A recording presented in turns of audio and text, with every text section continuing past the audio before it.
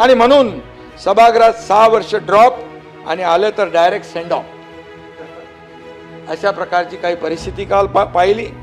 Corona संकटापासून शेतकऱ्यांवर आलेली आपत्ती, नैसर्गिक संकट, अतिवृष्टी यासारखे राज्यासमोरील महत्वाचे प्रश्न मांडायला जे सभागृहात नव्हते ते काल फक्त आरोप करायला आले होते.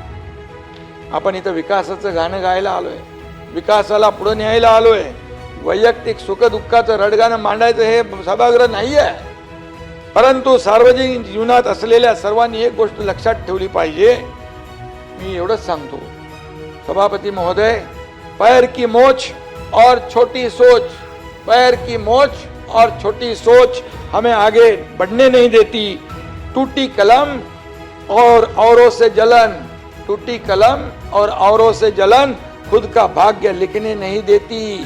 काम का आलस और पैसों का लालच हमें महान बनने नहीं देती.